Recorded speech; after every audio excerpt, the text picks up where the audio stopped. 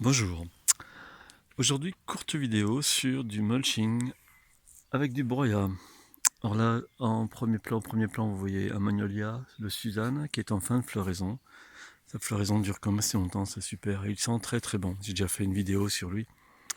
Et donc, si je vais sur le massif de gauche, qu'il a fallu qu'on retravaille cet hiver parce que ça devenait vraiment hirsute. C'est un massif qui, donc, on voit l'arbre de Judée qui est en fleurs, là, qui commence à fleurir. Donc autour de cet arbre, j'ai commencé à habiller. Euh, c'est une, c'est une zone assez difficile ici, plein cagnat, vraiment plein cagnat, plein sud. On voit ici donc les montagnes là-bas, un peu couvertes encore par les nuages. Il a neigé hier, avant-hier. Et donc ici c'est du plein sud, une terre assez difficile.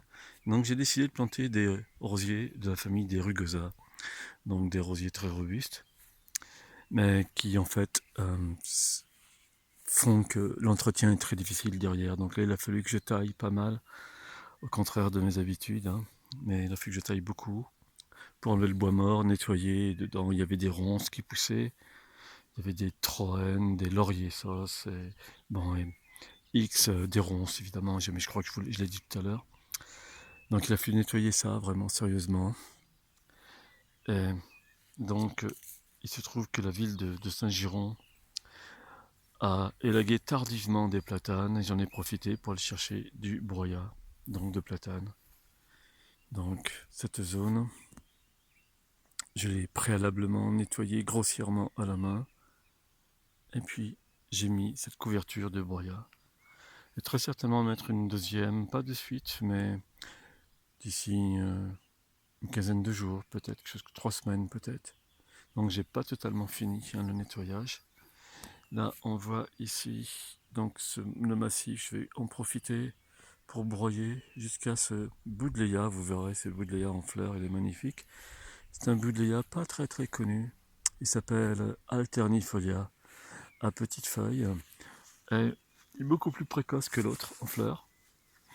Et qui a aussi un très bon parfum, hein. Mais la floraison dure moins longtemps. Là, au premier plan, vous voyez ici un cotonéaster. Comment il s'appelle celui-ci? Déjà Plicata, je crois.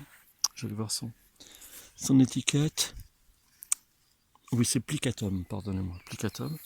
Et je l'ai mis là parce qu'il a un port évasé, donc ça sera très sympa plus tard. Donc toute cette zone, je vais continuer de la mulcher, évidemment. Là, c'est un Abelia molineri, je crois, quelque chose comme ça qu'il s'appelle. Ici, on a vu une grosse sauge à cet endroit là qui est morte. Donc je vais pouvoir bien mulcher tout ça. Là, un cotonoaster franchetti, hein, assez connu. Là, vous verrez, c'est deux rosiers plantés au pied de l'arbre de gilet. Là, vous avez donc un rugosa Grutendorf. J'ai les trois variétés, le blanc, le suprême et le rouge. Le blanc, il est ici, enfin je le nettoie là, vous voyez tout ce bois mort là. Et ceux-là encore sont pas très hauts par rapport donc à ce pied ici, qui eux étaient vraiment hauts, que j'ai estimé légèrement.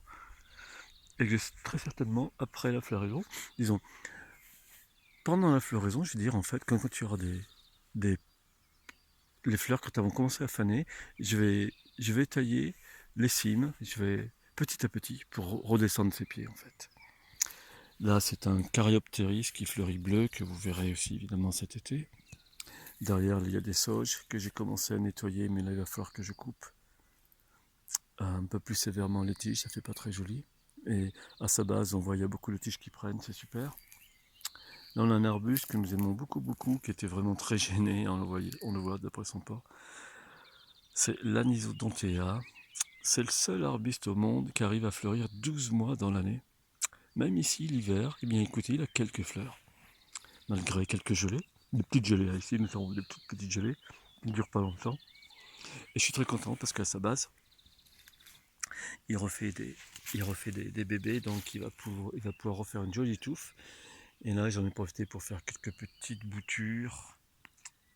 Je pense qu'il devrait prendre, parce que grâce à cette pluie, la terre est assez fraîche. Et en cette saison, ça devrait prendre. Ici, cette jolie plante-là, c'est un géranium, évidemment, on reconnaît très bien avec ses feuilles. Et celui-ci, c'est le tubérosum. il est pas très utilisé dans les jardins. C'est dommage parce que moi je l'adore. Quand vous le verrez en fleurs, vous verrez, ça fait un tapis de fleurs. C'est vraiment un géranium que j'aime beaucoup. Très très joli. Normalement, l'été, il devrait disparaître, comme toutes les plantes tubéreuses, hein, donc c'est pourquoi il s'appelle Géranium tubérosum, parce qu'il a une sorte de rhizome au niveau des racines, il devrait disparaître l'été. Eh bien ici, il ne disparaît pas, il garde quelques feuilles, il descend de volume en volume, il prend moins de volume, mais il ne perd pas ses feuilles, et il se ressème beaucoup, beaucoup, beaucoup, beaucoup, alors ça c'est vraiment super. Alors, bon, mais écoutez, oh, pardonnez-moi, j'ai le nez qui pique un petit peu, j'allais éternuer. Mon fidèle compagnon, hein, ma petite chatte qui s'appelle Citaël, qui aime évidemment me rejoindre quand je jardine. Elle est adorable. Elle fait de la compagnie, puis elle est contente aussi, elle est en compagnie. Donc vous voyez ce broyat donc de platane, hein, uniquement que du platane. Et c'est pas un souci que ce soit que du platane, de toute façon. Les micro et macro-organismes vont pouvoir décomposer ça et amender le sol, évidemment, pour le bien des plantes. Là, on a quelques iris. Oh pardon, non, j'ai pas éternué, mais j'en suis pas loin. Donc voilà pour ce massif. Ah, ici, c'est un rosier particulier. Oui. Eh bien si, j'ai éternué, pardon. Avec ses tiges rouges. C'est Thérèse Bunier qu'il s'appelle. Il a des fleurs plates, très jolies, rouges, qui sentent très bon aussi. Vous le verrez. Là, c'est un petit rosier ici, Nitida, avec Thérèse Bunier qui s'étale.